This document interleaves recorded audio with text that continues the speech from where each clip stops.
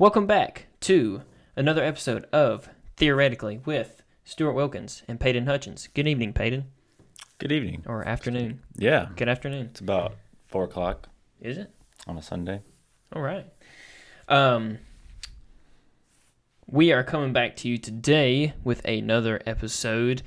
And we think today, episode 4. Yeah, episode 4. So today we are going to talk about what everyone is talking about. GameStonks. GameStop, stock. Right. Market. Things. Anyway. Money. We are going to talk about money. And just a reminder, well, maybe a reminder, not really a reminder because I've never mentioned it before. We are on all platforms. Spotify, that's probably the biggest one. Spotify, YouTube, Google Podcasts, Apple Podcasts. What else? What's one I'm not missing? sure. I didn't even listen to what you said, so. All of them. Yeah, pretty much almost all of them. We are on those platforms. So wherever you desire to listen, I do not believe we're on Stitcher though. So check it out though. Yeah. So just remember, check that out. Like I said, we are on those platforms. Do it. And so, we're really trying to grow, reach out some. Do it. And so anyway, just remember that, or just stick to whatever you're using. Anyway, so today we're going to go ahead and start off. Like I said, we are talking about what a lot of people are talking about, the crack in the system. Yeah. The crack in the system that civilians have For real, though. have put under Wall Street. So, Peyton, you have really been keeping up with this more than I have, and hold the line, bro. and so why don't you kind of elaborate on what's going on, and Sure. yeah, all that's good stuff. Yeah, so I think everyone kind of knows what's going on, basically, but if you don't, the main sort of deal that's been happening is hedge funds, these big hedge funds were short selling GameStop, and they were short selling over 100% of stock available, which I don't even exactly know how that works. But bottom line is they intentionally drive the price down and then they make money off of it. And there is, of course, some sort of like technical, traditional sort of like, I don't know what the word is. You know, you can't predict it. It's sort of have a formula for it. So it's not a completely wild thing to do. People do it all the time. But basically is they borrow stock here, they sell it, and then, they promise to give back the stock plus a certain amount. So they sell it as soon as they borrow it. They let the price get absolutely demolished. Then they buy it back for really cheap. And then they give the stock back plus whatever interest, and then they keep the difference. So and that's all these hedge fund guys were doing that to just a ridiculous amount. Absolutely ridiculous amount. So a bunch of people on Reddit, I'm not exactly sure how whoever originated got the information that is going on. From what I understand, there is an actual like Reddit page called Market or Wall Street Bets. That's it. I think that's where it started. I think so. I don't know who started it, but somehow, basically a bunch of people who've been paying attention. Yeah, someone figured out that's what was going on and said, okay, let's everyone just go buy the stock to pump it up. And they were very open and explicit. They weren't like spreading false information. They weren't trying to say that GameStop was actually undervalued. They weren't creating any false reporting. They were just saying, hey, let's buy this so we can pump the stock up so we can screw these hedge fund managers on their short selling. Right. And so they did. And can you talk about kind of like what hedge fund people are? Can you explain who hedge fund people are? Dude, I barely even know, to be honest with you. Hedge fund definition. All right. Hedge fund, unlimited partnership of investors that uses high-risk methods such as investing with borrowed money in hopes of realizing large capital gains. But from what I understand, hedge fund, or there's a certain level of investing that you have to have a license or certification for. Yeah, and so borrowed money is the key. there, right? So they do it on margin, right? So it's not like people are giving these guys money and saying, "Hey, invest my money." These are dudes that are making money for a group of investors or a corporation or something, and they do it with borrowed money. So they take on the debt and then they do it. So whenever their strategy didn't pan out for them, they had to pay back all the money, and it did not turn out well. And to be honest, I don't know. I would love to know how it actually turned out, because I know they got screwed at first because the price got up and they couldn't buy it back for cheaper what they sold it for. But at some point, like, they kept short selling to try to make back what they needed. Mm-hmm. And I just don't know the timing on anything. So I don't know if holding the line actually means that, like, they're just screwed. I think that's what that means. So I'm sure there's some kind of way around it, because that I'm not smart enough for. Because I think what the situation is currently is, if the price drops back to what it should be, to like $5, then all the hedge fund guys are gonna just keep short selling it back to that point and make back all the money. Yeah. Now the problem could be is if in the process of this,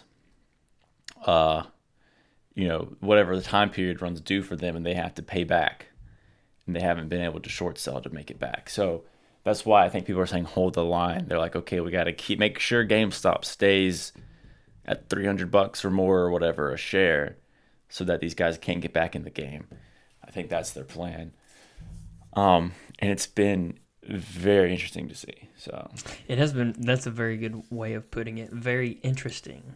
Very interesting. Because it's like, is anyone in the wrong? Like, not even like morally wrong, but like legally wrong. Because there's a lot of debate about the ethics of the whole thing. Yeah. But and honestly, I don't even know all the laws and rules regarding investing. Because it's kind of like, there's no asymmetric information, isn't it? Yeah, it's kind of like, I don't think it's as cut and dry as the speed limit's 55, don't go past it. You know what I'm saying? I don't think it is, yeah. Yeah, I don't think it's as cut and dry as that.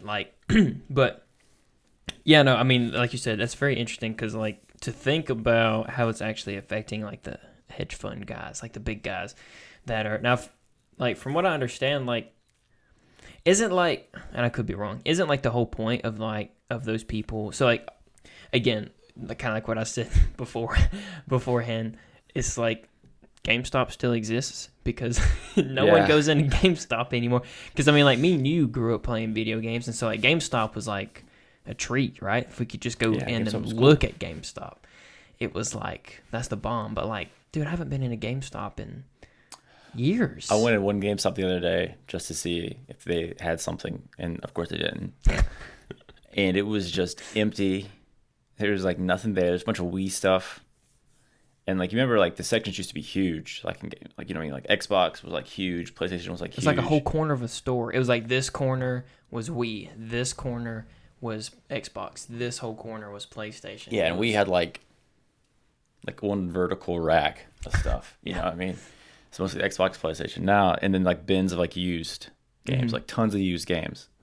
It's none of that anymore. There's merch in there. There's plush toys, weird point of purchase items and stuff. So it's it's definitely different. GameStop's definitely even before trash. COVID hit, it was different because oh yeah, you can download anything. Well, the new and the new generation consoles. I mean, there's a whole there's two versions of them. There's one that takes hard disks, and there's one that's just download only. Is there really? Yeah, on the Xbox.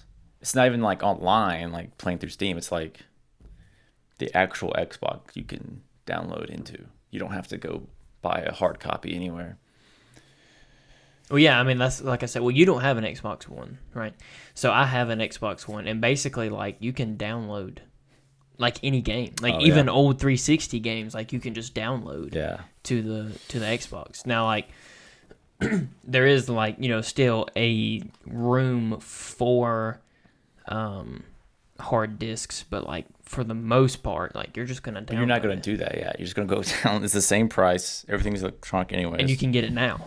Like you don't have to drive anywhere. You don't have to do, And so like, again, like even if you want like a headset, like a new gaming headset or whatever, you just order it. Like order off Amazon. Like, you look, we'll see which one you want, which one you like. And then you just order it. Like, and because GameStop had like accessories too, controllers, headsets, microphones, whatever, things like that.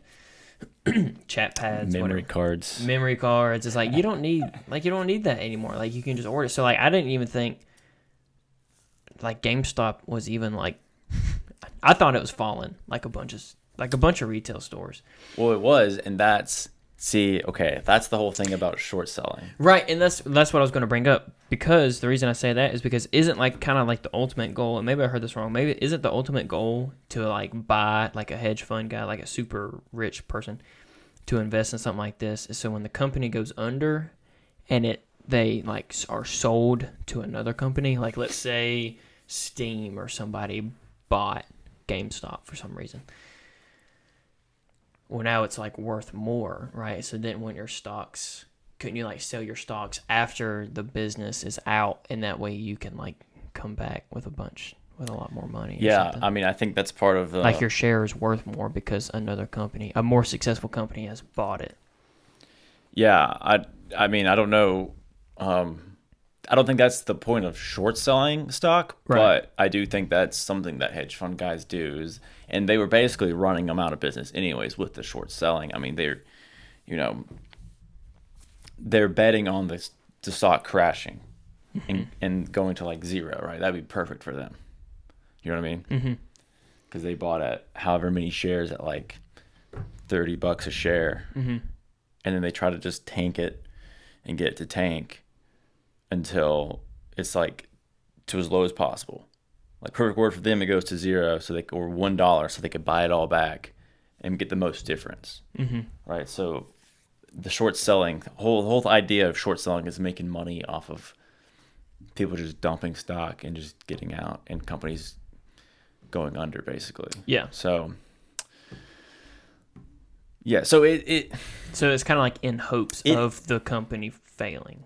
Yeah, basically. It's a whole strategy that people have done for a long time and no one's questioned, I don't think. But, like, that's what's interesting is like, okay, you look at that, it's kind of like gaming the system. It's kind of price manipulation in a way. Yeah. Maybe not legally price manipulation, like the illegal type, but it's taking advantage of how it works to make money. Yeah. Well, and that's why this is interesting about what happens with Reddit. You know what I mean? They kind of manipulated the price to go up, but I don't think that they did it in an illegal way, because they weren't really trying to be like provide any sort of false information or to be deceptive. They were just saying, "Hey, let's buy this stock. I like this stock. Let's do it." So their interior motive was pretty bad. Probably. You just want to bankrupt people. I don't think that's a great interior motive to have. But, like, illegally, I don't think there's anything there. At least I haven't heard or seen anything, So, they do that, and then, is this all just fair game, right? Is this just the way it is? Is there going to be some sort of regulation added to one person or the other? It's interesting to find out because, my personal opinion is when this happens, it is absolutely terrible for the market and for investing, because you just never know what's at risk now, basically. But hedge fund guys, institution guys that have all the licensing, have all those positions, have all the ability to borrow and go and do, they have been manipulating prices and doing things behind the scenes anyway. Right. And so it feels more calculated, right? It feels more like things are in order when they do it, because they do it in a large scale and they're quick and they've done it for a long time. And there's a lot of math that goes behind it. And then the people doing it, social media wise, just kind of feels chaotic. You know what I mean? Because it's not like one person with a large amount of money. It's a lot of people with a little bit amount of money. So it feels different. It feels more volatile, but it's still the same kind of manipulation from the way I see it. So I'm afraid that they might do some kind of regulating just because, like, a bunch of people can just get together and continuously do this to multiple companies. So when the GameStop thing like fizzles out, they might do it to like, I don't know, just another company. They started doing it to Dogecoin. Well, first of all, they did it to GameStop. They did it to AMC. They were trying to do it to AMC. They did kind of to an extent in Tootsie Roll, in Blockbuster, and the people who were in at the beginning made huge gains. Yeah, you know what I mean. But that's the thing. Is like, is that going to be like? Is that just going to happen? Like now? there's like there might be some kind of regulation because like we can just like people can just all team up and start doing this to multiple companies and like. Yeah. I don't know. But like, how would you police that? But should that even be policed? Like, shouldn't people be able to just do what they want with their money? Right. Exactly. But that's the thing. It's like, what's the right answer? Like, because that's the thing. I mean, you have like, it's because you can regulate hedge fund guys, generally speaking. You can't, but like, you can, and like, it's like one person kind of doing it. You know what I mean? Yeah. It's one person with a large amount doing it. And so if 2 or 3 of those guys get together and you have evidence that those 2 or 3 guys got together, you can be like, boom, this is illegal. Yeah, but like, again, are you going to all of a sudden make something illegal just because you don't want them to do that? No, but there are things that are illegal is the thing. Oh, you mean, okay, they are doing illegal things within... There are things that existing that are illegal. Like if like one hedge fund guy got together with another hedge fund guy and was like, "Hey, let's pump this stock up. Let's do like that." You know what I mean? There are rules in place that they can't collude on. You mean things. existing rules, right? Okay. So the problem is, it's like, how do you apply those to a ridiculous amount of individuals? You know what I mean? It's easier to regulate like a smaller number of people than it is like just a huge span of people. And it's like, I bought AMC when it was going up, right? Mm-hmm. I'm not on the Reddit board. I wasn't even a part of any of the like, screw these guys, right? It's just kind of like, hey, this is going up. Let's see if I can get a quick little flip. But am I guilty then of these guys doing this crazy thing of like, you know what I mean? Like price manipulation? Right. You know what I mean? Like how do you know what I mean? How do you differentiate between someone just saying, I want to buy this? I think the only thing you can do is just let it ride. Yeah. You just let it ride and just let it happen and then... everything go back to normal, probably. Yeah. I mean, it's like I said, it's the big talk right now. But still, it's a good conversation because it brings up the conversation of if you start trying to change or implement things. Like, how free can you be? Right. And again, it's like, could you say GameStop should or should not or could not do something to prevent? I guess. Well, I don't guess GameStop really has anything to do with it, right? Yeah, not really. I mean, they're just like an established company. Kind of just witnessing it all, I guess. Yeah, that's what I'm saying. Like, I don't guess they really have anything to do with it. They might be able to do like a stock buyback or something, but I mean, they don't have enough money to buy the stock back at the price it is now, so they probably don't know what the fuck to think. I mean, I think they're actually at one point they were worth more than what was it? They got valued higher than Tesla at one point. No. It was close. It was something. No. Really? At one point, they were being valued higher than like I think it was Tesla, but I don't remember.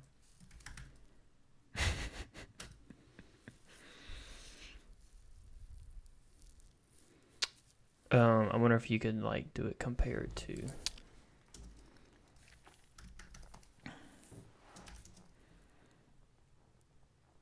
Oh. GameStop. I would put market value. Well, here we could do it manually.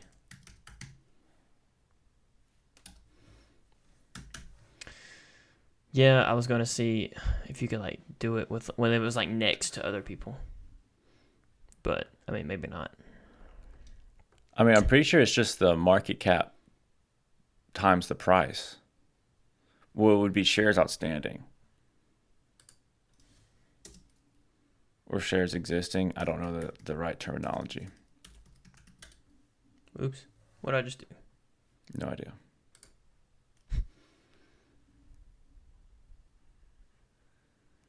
I don't know. Worth more than $10 billion for the first time. Okay, I don't remember what it was, but they I don't know either. Hey, let's just give it another boost. So GameStop was at 67. So it was at 325, and Tesla is at 793. No. Etsy. It's higher than Etsy. maybe that's what it was that I read. Market cap is 752. They're at 325. Open 379. Volume, okay. I don't know. Anyway, who cares? But yeah, anyways, they got absolutely they're getting a lot of money, I think, off of it. But the problem is, I don't know. I just don't know enough about how it works on the back end for the companies. Yeah. But I feel again, like it's not good.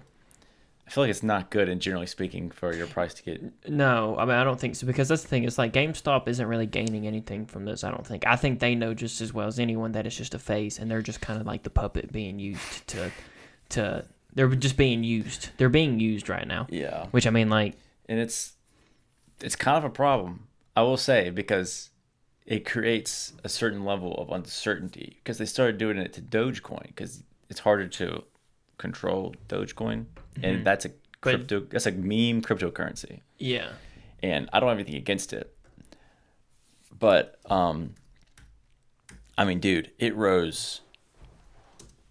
Yeah, with the G. Oh, G. Doge.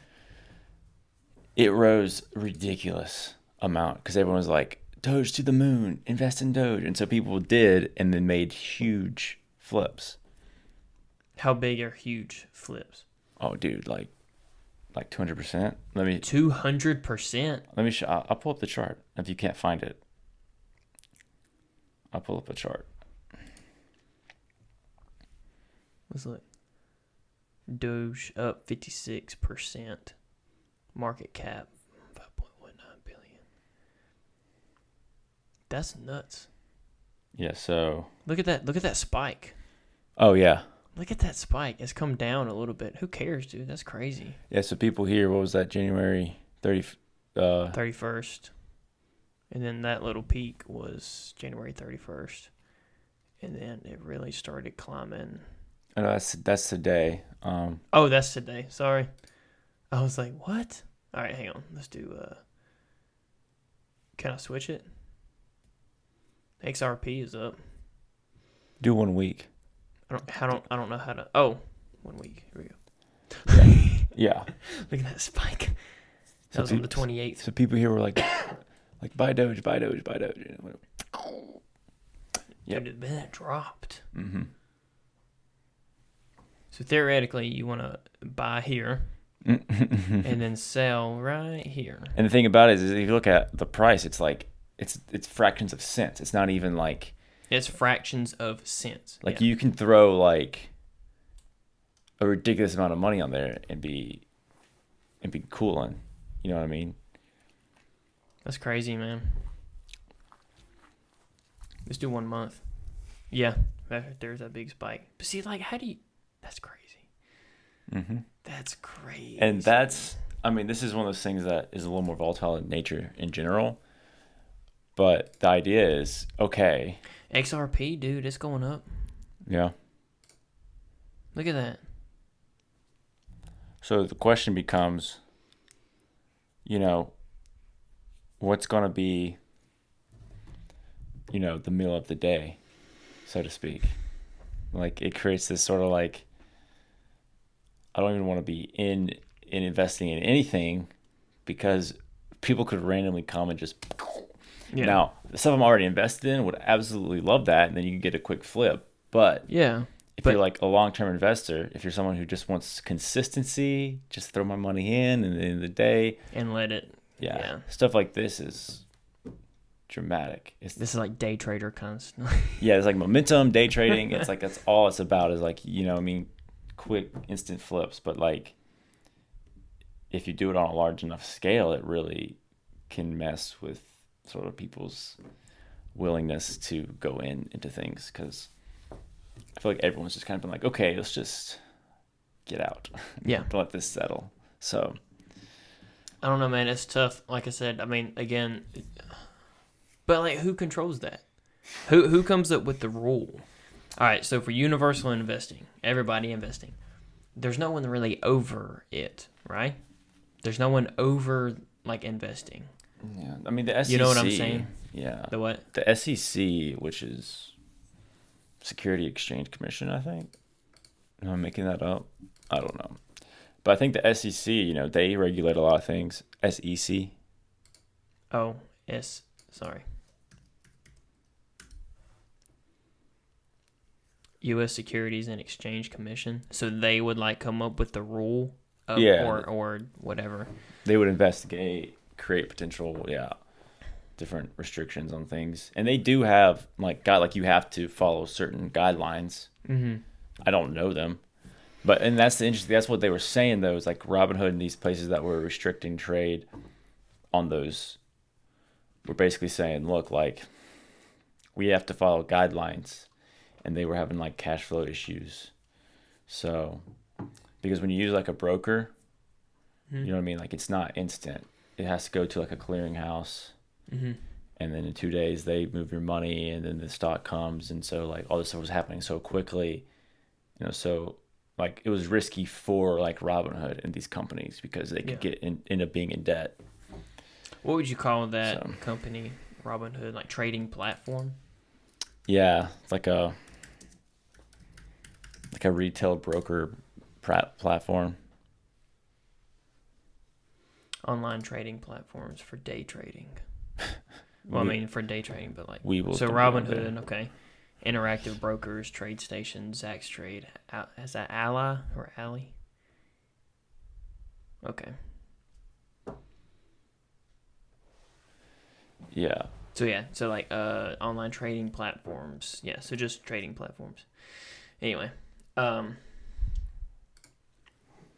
no, it's interesting stuff, man. I was looking at swing trading. I thought that was super cool, but you got to kind of know what you're doing, and I don't. So yeah, dude, why don't you become like a broker? Dude, I thought about trying to get whatever like the license is, like the financial advising thing. Yeah, and then just doing that like on the side.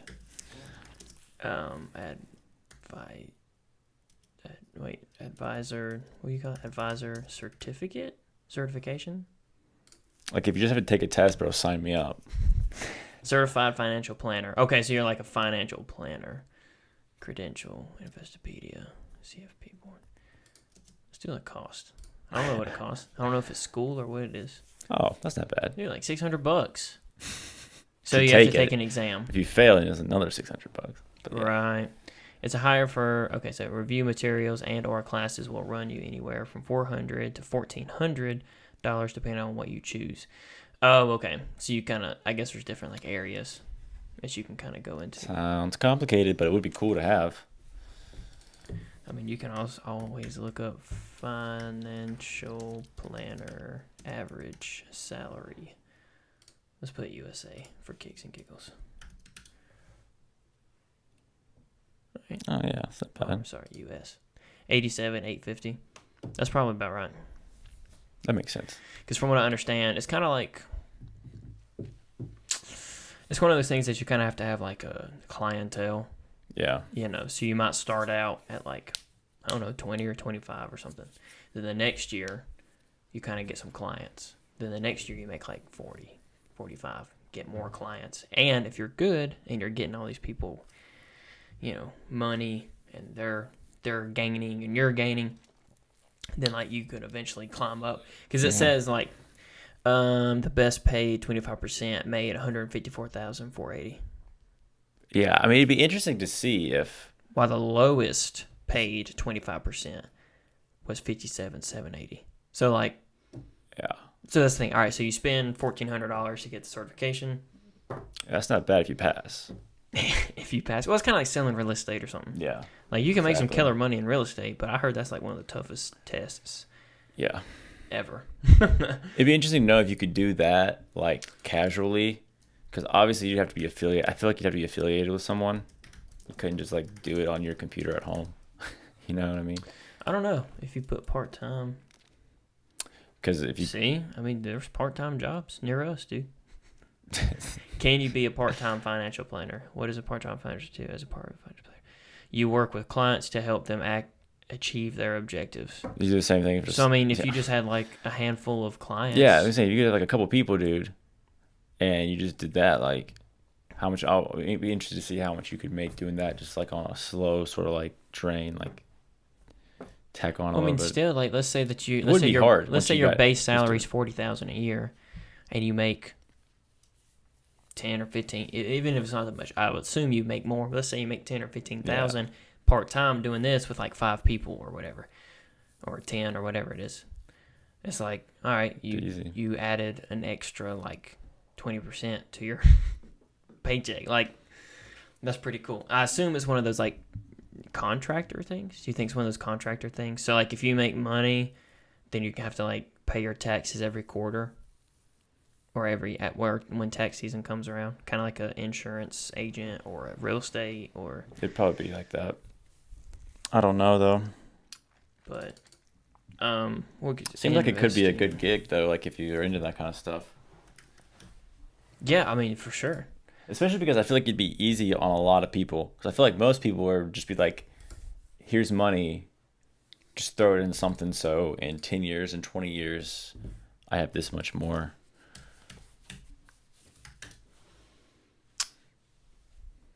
Accredited investor. Interesting. Well, I was just trying to. How to become a accredited investor?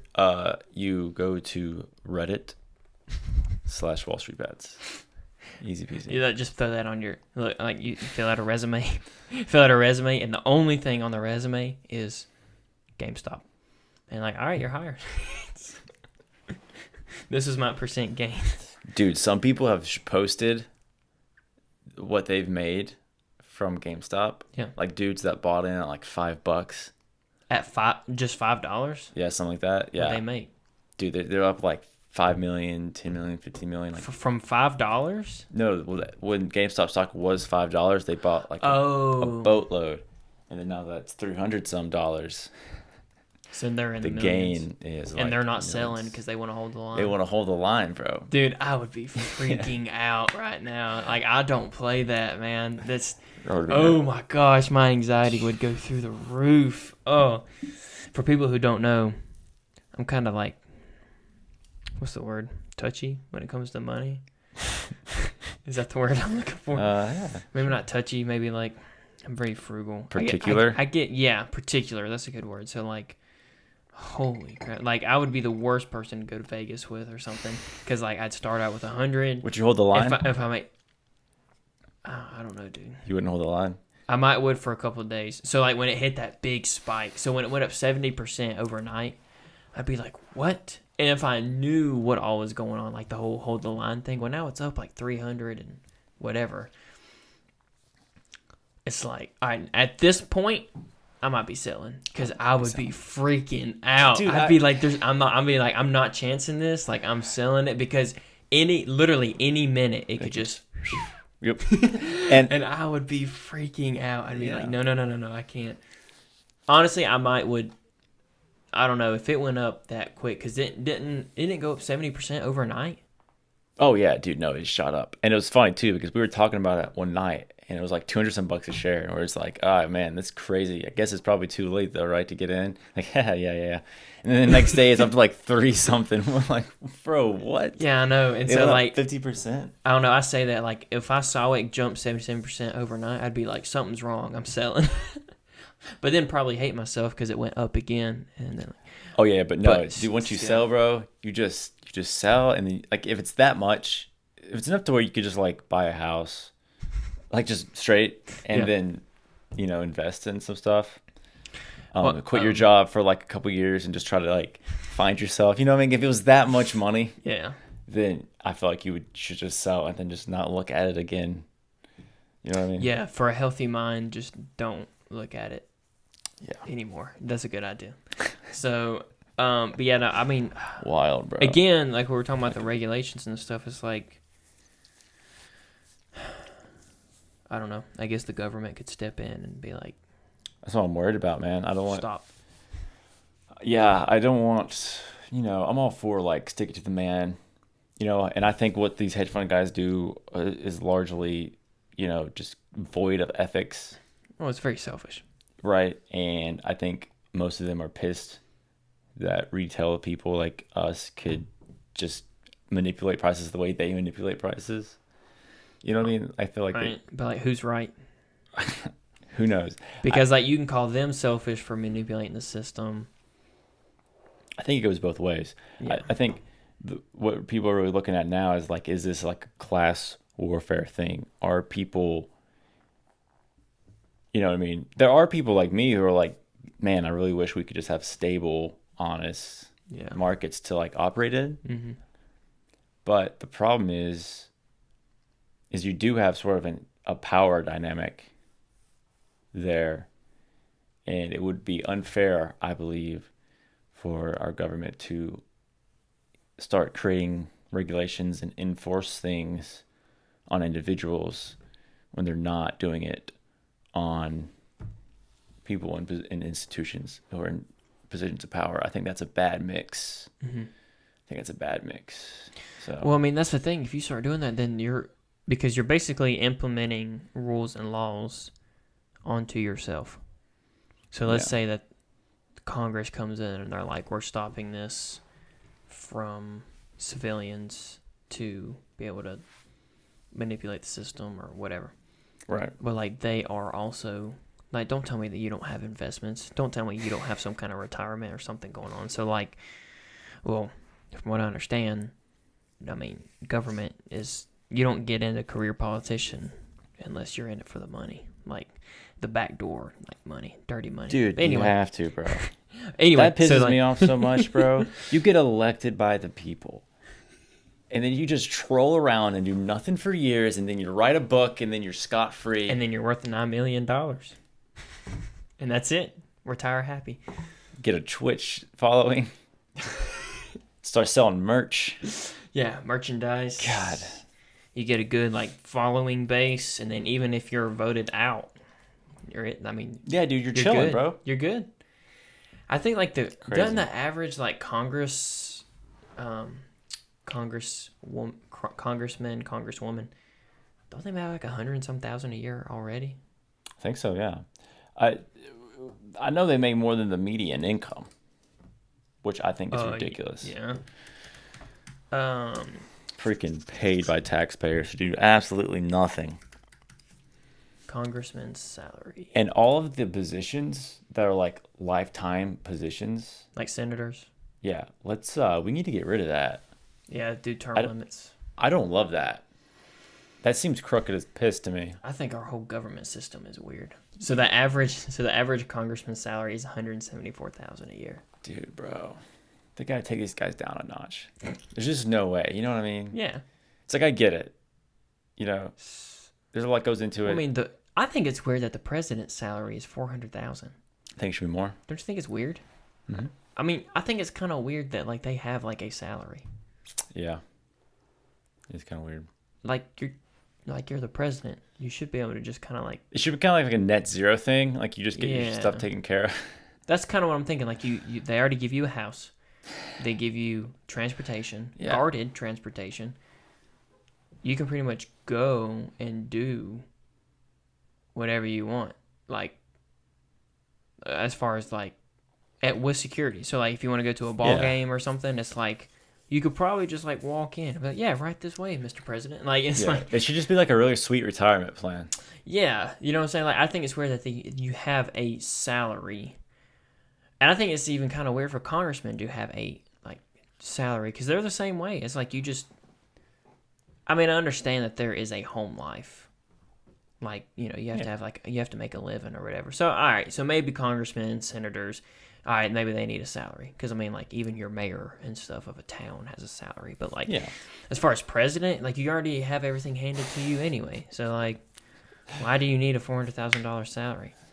Yeah, I don't know, man. Why do you need any salary? I mean, I guess they still buy food, maybe.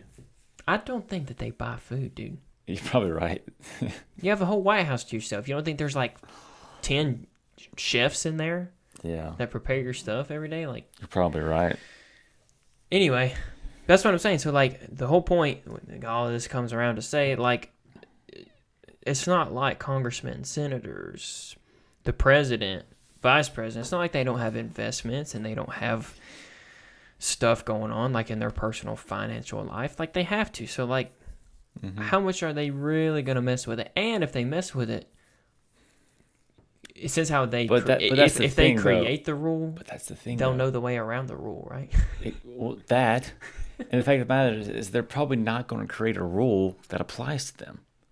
You know what I mean? They're going to craft it so specifically to the people who don't have the same information as them. See, that's the thing, and this is something that's super interesting. Where, like, Nancy, ooh, gotta be careful doing that. Kind of hurt, but like. Something came out where, like, Nancy Pelosi bought, like, invested in all these different things or whatever. And then the next day you hear that, like, and again, I should probably, verify this. But apparently then the next day there's, like, some announcement about how Biden wants to turn all the federal fleet into EV, electronic vehicles. Yeah. And it's just interesting. And you sit and look at it and you're just like, you can't say that these things are, like, illegal or rigged or whatever, but it's just like the people in power, they do have an access to information that other people don't. And it is illegal to use. Insider trading is illegal. Asymmetric information, using asymmetric information to invest and make money is illegal. I understand that. However, it's hard to enforce. And other people, there's certain people who have it and certain people who don't. You know what I mean? So if you want to start creating rules because you don't like what's happening on, like, one end of the spectrum, you don't like what these people are doing, so let's create a rule about this. I think that's a dangerous game just across the board. Yeah. I mean, I think you need something that you can apply unilaterally if you're going to do anything. You know what I mean? Because I feel like if you start getting super specific, it's just targeting people, and that's never going to end well. Yeah, exactly. I mean, that's the thing. Because that's why say there's no right answer. Like, because, like you said, you can't target just a specific group of people. Well, again, like, for example, and that's the reason I looked this up. So, like, you can't target, like, the hedge fund guys, and start putting a bunch of rules and regulations on them because, like, that's not fair to them versus everyone else, because they're just as free and they should be as free as everyone else. Just like how, like, there are certain politicians that believe, like, the rich are evil kind of thing. So then they'll target they, like, target the rich, the wealthy. Well, dude, okay, I'm telling you, if your salary is $174,000 a year or $193,000 a year or whatever, and you're a senator for, I don't know, 20 years, you're a millionaire. Yeah, you're chilling, bro. You're cool. Yeah, like, let's say that you live, I don't care, let's say you live on $50,000 a year, you make $174,000, you live on $50,000. If you actually, like, put back all that money for, I don't know, X amount of years, like, you're a millionaire. Easily. Like, you just have to play the game long enough. That's all it is. And it's like, it's so like, is the wealthy really evil? Are they really evil? All right, who's been in office? Who's been in some kind of political office for a long time? Well, that's why they tried Joe Biden. Well, I think his net worth is $9 million. You know what's interesting? I think so too. But I googled it, and it didn't come up. Really? Yep. She's 80. Wow. Oh, I don't think. What is Nancy Pelosi's net worth? 114.7 million. 114. She's worth $114 million. Yeah, but the wealthy are Chris evil, Collins right, is Nancy? 154. I don't even know who that is. Don Bayer. Who else? Yeah, I Who else is I in that really crew? wish we could be more specific. Who else is in that crew? Like of career politicians. Besides like Nancy, you might could have like even Mitch McConnell. Mitch McConnell. I think we should get rid of all of them, dude. Nancy, Yeah, it Mitch. needs to be restructured. What's his name? His net worth is $34 million. Yeah, that's crazy, dude. Rank. Okay. 43 million, 41 million. Chuck Schumer, 39. all of them. Chuck Schumer. Yeah, let's see what his is. Yeah, I mean, I agree with you, but I'm just saying, like, you can't tell me that you're worth $30-some million and don't have investments. Okay, I'm just saying. So, like, there's no way that they're gonna. There's no way. Who'd you say? Unless they're targeting people, yeah. Chuck Schumer. Right. Oh yeah, Chuck Schumer.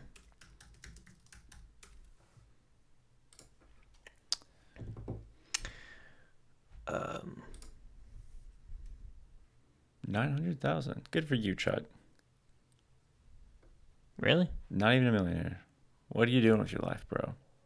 Well, that's his American accounts. I'm just messing.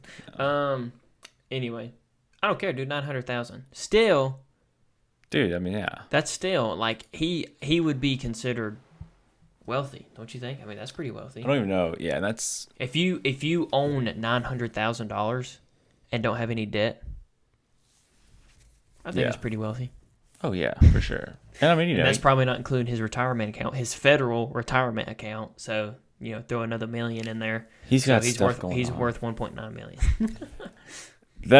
Well, and that's the thing I would like to know. It's like, what's the line? With all the talk about like wealth tax, this and that, like, people generally have a disdain for rich people, but it's like, where's that line at? Because it's just like, I have a question. How will you file your taxes because you have investments with Robinhood? Does Robinhood send you something? Yeah, they have. You can print out PDFs of all the dividends and everything. So that's how they do it. They send you a. Is it like a W-2 or like a 1099 or? I don't know. I haven't even looked at it. I've seen it on the thing. You can actually find it on the app too. They send you the documents that kind of break it down. But I don't think I haven't taken anything out. So I don't think I'll be taxed on anything. Oh, okay. Yeah, they send you a 1099. 1099, yeah. Yeah, okay, that makes sense. So but that's the thing, you would only be taxed on the gains that on the gains. But I'm pretty sure I invest back everything, the dividends and everything. So you should be okay this year. Yeah. I just never really thought about that. As far as like if you have your own, like you don't go through a financial planner or nothing, you just do your own stuff. But anyway. Yeah, it's sketchy. I have a tax guide though, so I'm hoping I can just take those to him and be like, "Hey, read this. tell me what I need to know for like the future." Because right now it wouldn't be a whole lot anyway. Do you have some money put back just in case? Yeah. Just in case you owe the government money. We're good. We're good. Dude, there's no way that I owe this year. I have so much federal tax come out, dude. There's no way. My stuff is still 0 on my W-4 or whatever. I just changed it at my company this year where I am declaring myself as a dependent. So all of last year I paid taxes as like 0 declared. So you know what I'm talking about? So now, okay. Not when I go to file my taxes, but when I'm like through the company. Yeah, I know what you're saying. So you can put yourself as a dependent? It gives you more money up front. Really? Yeah. I didn't even know that. I don't really have... Actually, I think on mine I have 0 dependents. That's probably why it takes so much out, which is fine. But you'll get some back pretty much always. Yeah. That's my goal. My goal is to have just enough come back. You know what I'm saying? Like, just enough. I don't want like an $8,000 tax return because you're giving the government way too much money. But I also don't want to owe the government anything. So the sweet spot is probably like, I think last year we got like 400 back, almost 500. So like that's a pretty good sweet spot. Give or take 1,000. I think is a good safe spot in tax returns. Dude, I worked. From what I understand. What was it? I barely worked that much in 2019. I had an internship at the start of the year, and then I had my job at the end of the year.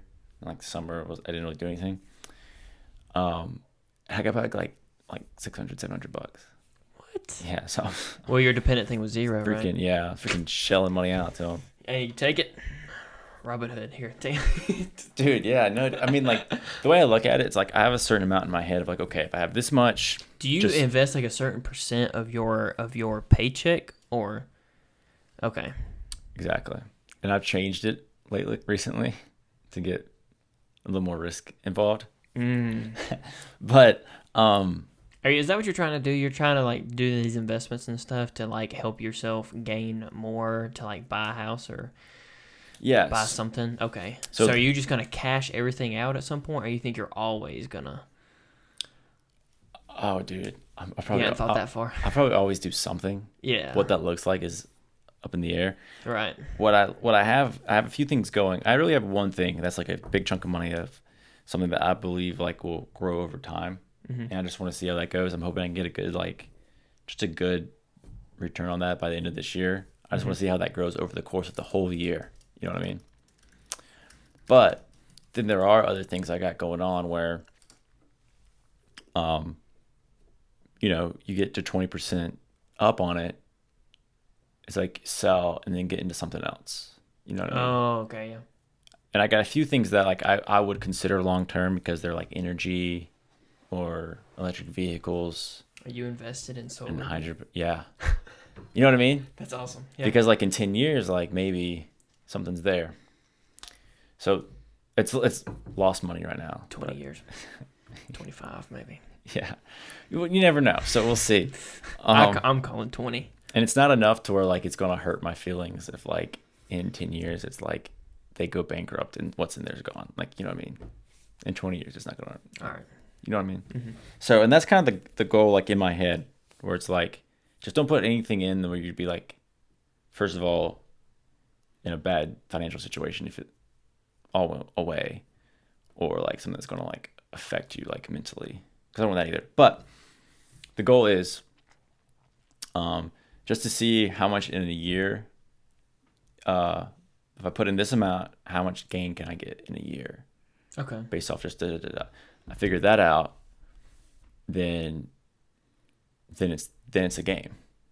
Then it's okay, right? Mm-hmm. So I can get doing these sort of tactics and these sort of moves. I can make this much more based off of how much I put in. So, and eventually I would love to get enough to put a large enough down payment on a home so that the payment is smaller. So that way I could live in it for like a little bit, but then rent it out.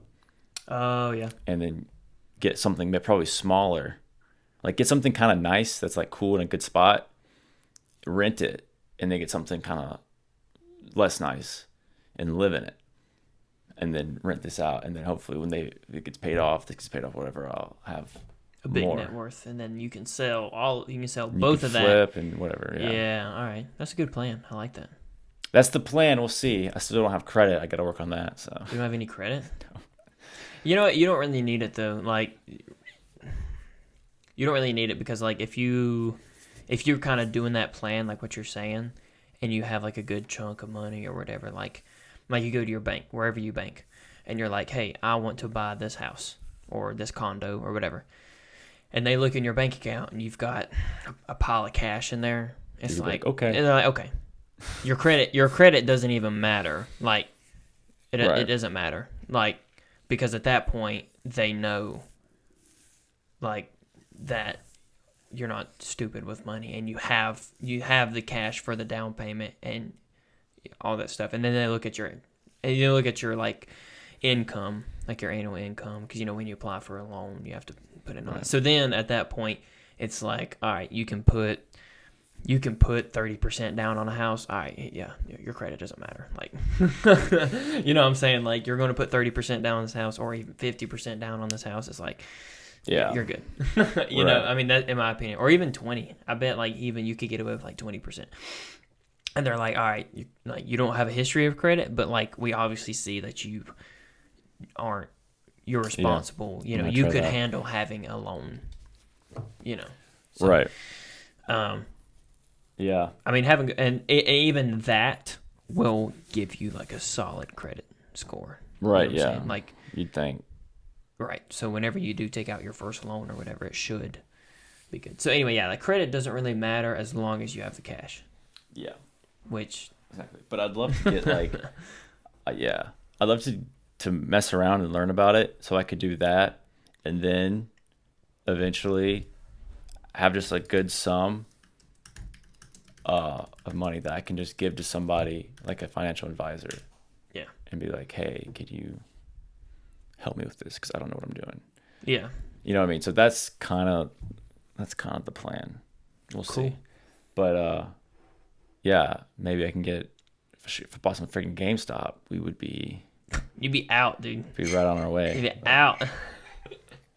You quit your job and everything. I wouldn't, but like I could, and that would be the power. You know what I mean? Yeah. That's what would feel good about going to work because you're like, I don't have to be here. Right. I just looked up. I was like, average American credit score 711. That's not bad for the average American credit score. No, That's not bad at all. no. I thought it'd be worse. I thought it would be a lot worse. It's weird. I hear so many different things. Like I heard that I've heard both, but I heard that you're supposed to keep a balance. You're supposed to get like 3 different credit cards, keep a balance on them, and just pay them off. And I'm like, It's not. You don't have to. That's what I. You don't have to. I mean, that's how you gain good credit. If you want a credit score of like 850, yeah, go ahead. But like, dude, it's not needed. Not unless Right. you're planning on buying $1 million house. Right.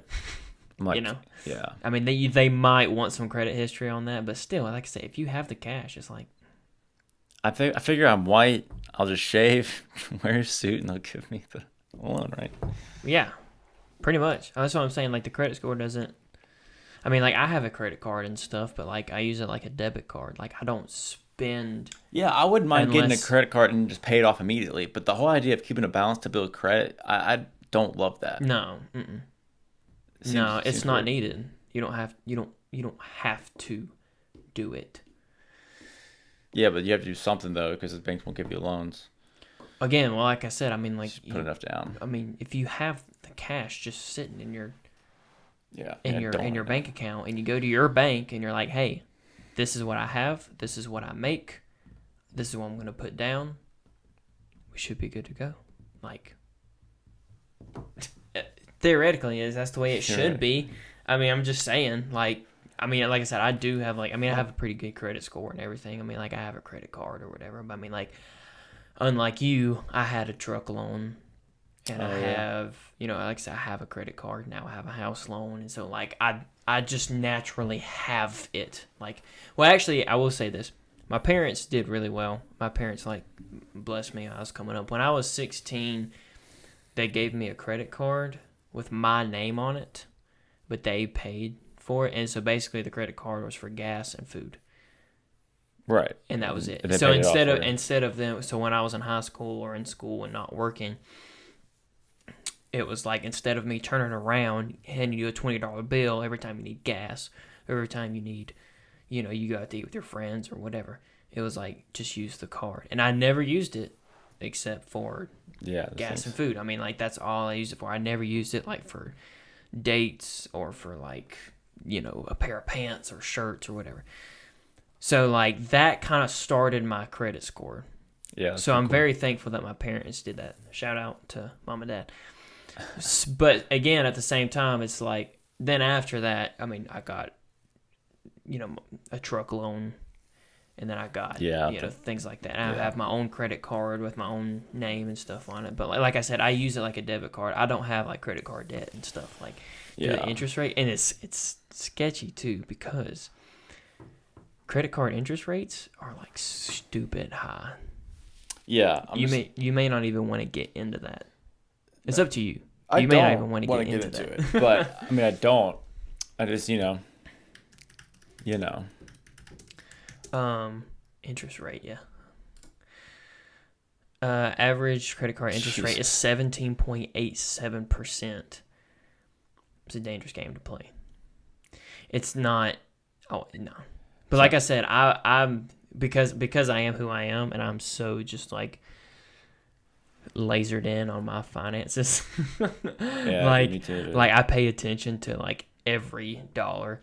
I don't miss like a credit card payment or nothing. I mean, like I don't.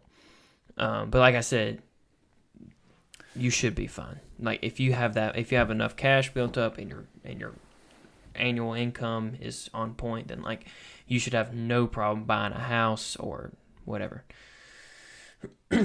Yeah, well, that would be the goal, I guess, but just to be executing that, because I mean, it's interesting, right? Because saving money, like, I have a friend who he doesn't do any investing. He has a Roth IRA, which is, I mean, yeah, still it's kind of investing, but it's not like it's very like safe, solid. Yeah, you know what I mean, and that's just who he is, right? He's He's a tax accountant. You know what I mean? And he might be more into it now than he was. I haven't talked to him about it in a while, but he was very much just like, no, like you just save money. Like you make money and then you don't spend as much as you make and then you have money. Like that was his I mean, it's a good point. It's a good point. But, there's all sorts of different levels of that too, right? Because it's like, everyone has a different income level. Mm-hmm. Everyone has different, and that's not the inequality that's there. It's the fact that like, expense wise, you have a certain amount at the end of the year that you have. Mm-hmm. You didn't spend, right? You saved, hopefully, right? Right. And depending on what that number is, like that could be, you can minimize your expenses to where this is you can have the same percentage, you know what I mean, of expenses to saved, no matter what your income level is. Mm-hmm. You know what I mean? But the number of saved is so different, right? Mm-hmm. So the idea would be, well, okay, I mean, our expenses are still the same, all right? I'm still saving as much percentage-wise as you are, but let's take what I have, and instead of just leaving it and sitting it, let's invest it, right? Mm-hmm. So now I'm investing it, so now I'm spending the same much as you percentage-wise, and I'm making more percentage-wise because I've invested it. You know what I mean? Yeah. And so it's like now I can save the same much as people who make a lot of money, but since my expenses are so low, you know what I mean? Yeah. Like that would be the idea. Yeah. Behind like what are you doing with money sitting in your bank?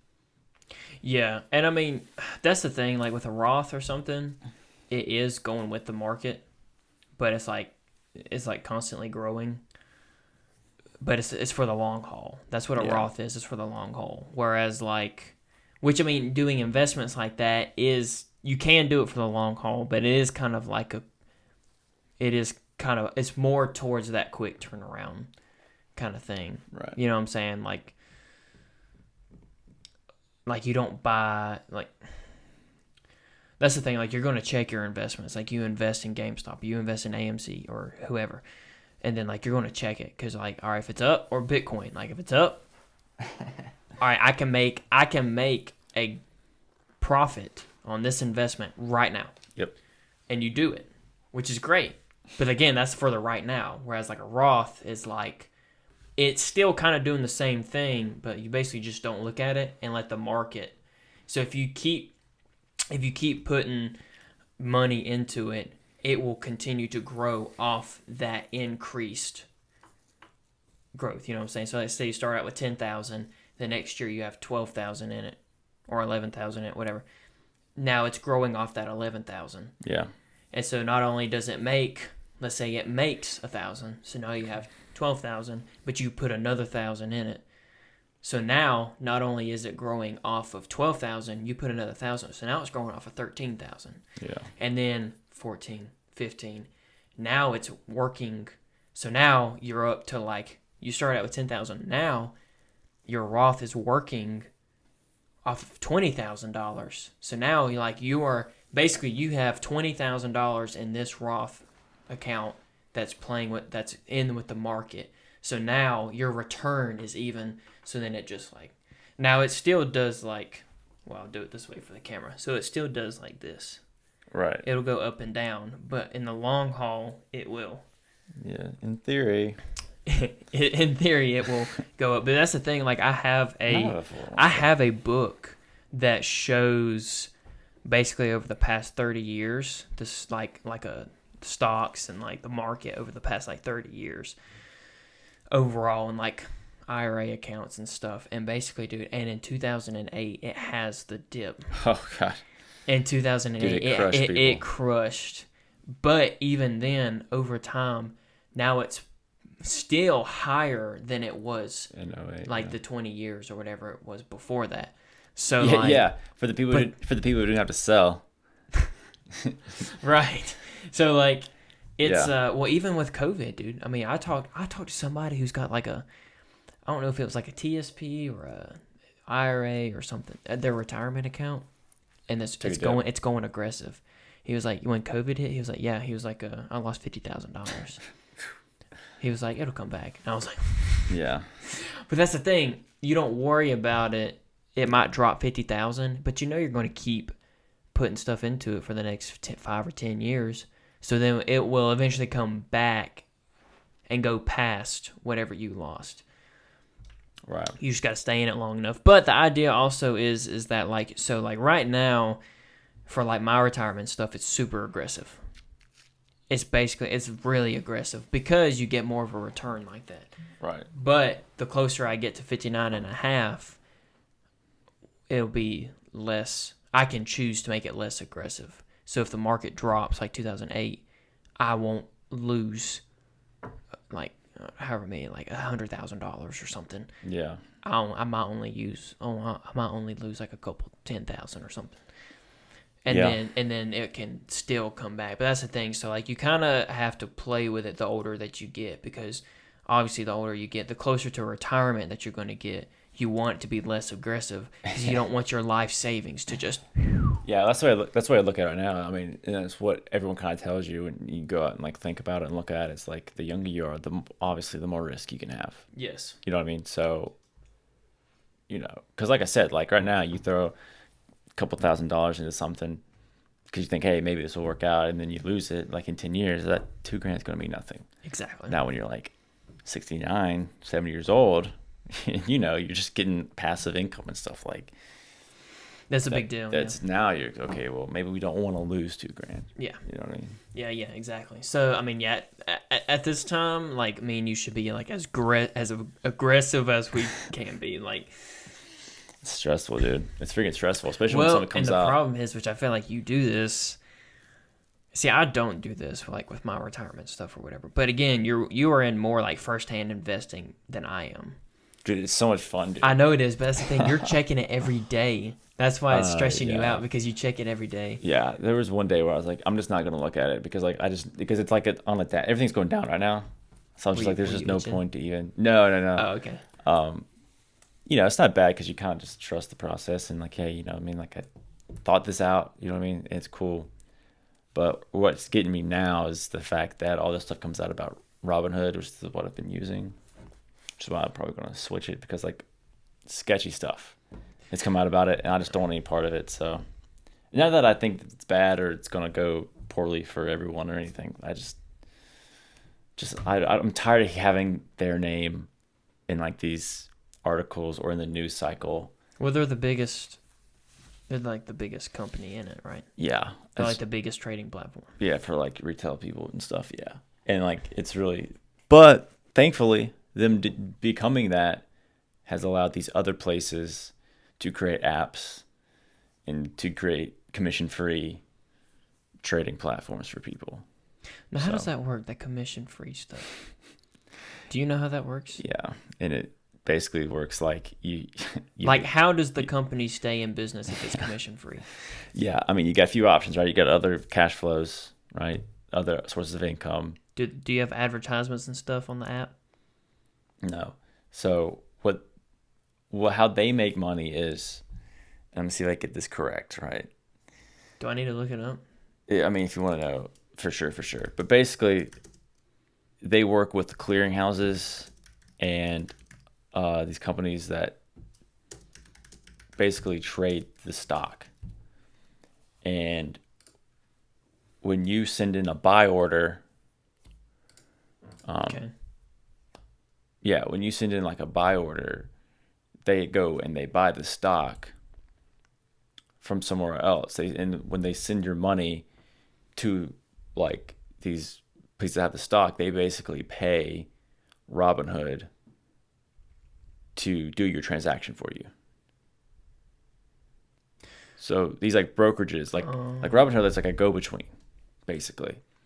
And the places that own that does the trading of the stock, they pay Robinhood for the ability to trade your stock, basically. No, that makes sense. Let's see how right you are. Yeah. This is on financialsamurai.com. That sounds trustworthy. I don't know. I might look somewhere else.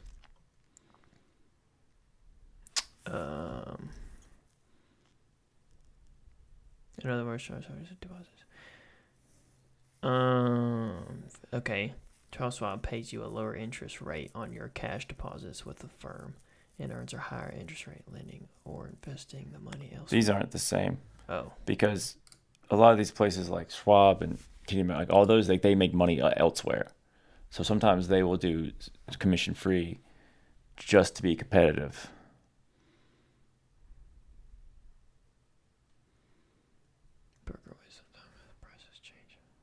Oh, and I also heard they sell your information to like hedge funds and stuff. They what? I heard they like sell your information, your trading information to like hedge funds and stuff. Oh, really? So that they can get a more complete picture of what's happening in the market. No, that makes sense.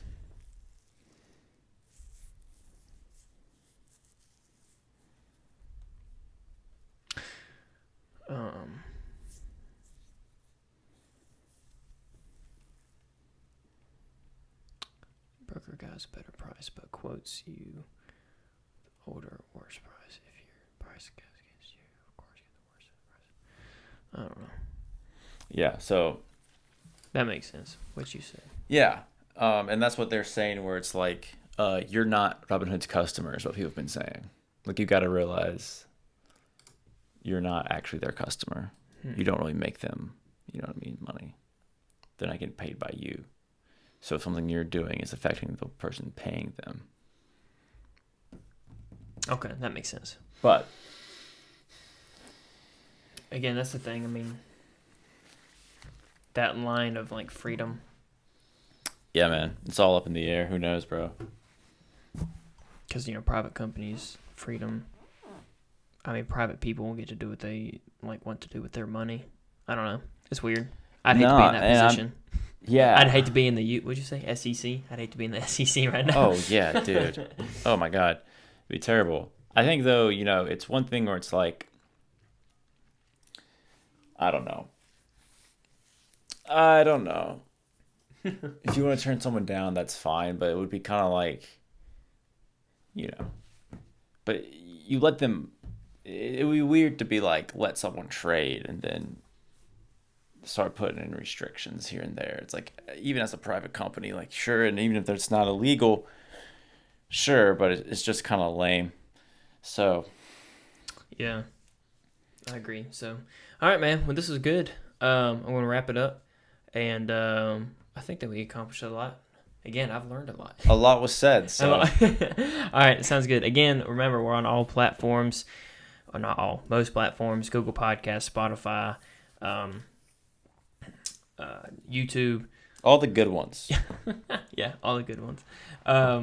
Anyway, so Apple Podcast. Anyway, so let us know what you think. If you have any comments, or maybe we had misinformation about something, or whatever. I guarantee we had some misinformation. I mean, that's fine. Like I said, we're just here for the fun of it and just to learn it on the fly and everything. So, again, this is Theoretically. Stuart Wilkins, Peyton Hutchins. We'll catch you next time. Peace.